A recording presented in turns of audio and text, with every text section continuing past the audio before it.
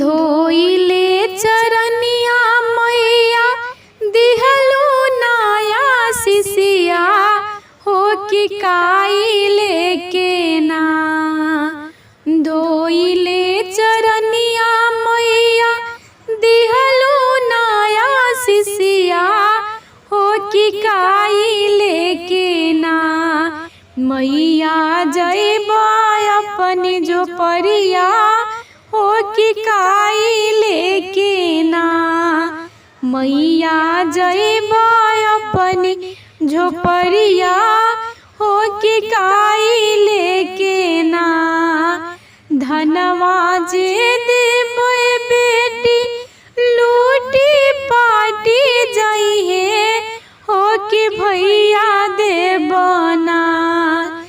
धनवा जे देबै बेटी लूटी पाटी जइहे हो कि भतीजवा देबना।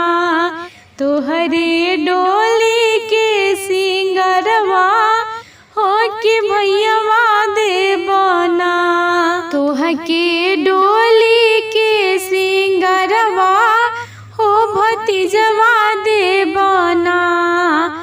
धोइले चरनिया मैया दिहलो नया शिशवा हो कि काइले के ना। हो कि काइले के ना। मैया जइबा अपनी झोपड़िया हो कि काइले के ना। मैया जइबा अपनी झोपड़िया हो कि काइले के ना।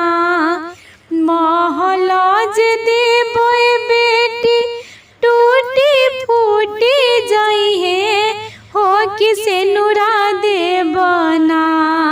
महलज देबै बेटी टूटी फूटी जइहे हो कि सेनुरा देबना। तोहके मांगिया के सुहागवा हो कि सेनुरा देबना। तोहके मांगी के श्रृंगारवा हो कि सेनुरा देबना। धोइले चरनिया मैया दिहलो नया शिशिया हो कि काइले के ना। हो कि काइले के ना। मैया जइबा अपनी झोपड़िया हो कि काइले के ना। मैया जइबा अपनी झोपड़िया हो कि काइले के ना।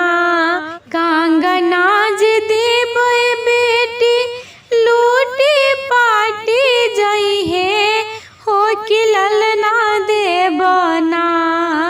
कांगना जे देबै बेटी लूटी पाटी जइहे हो कि ललना देबना। तोहके गोदा के श्रृंगारवा हो कि ललना देबना। तोहके गोदा के श्रृंगारवा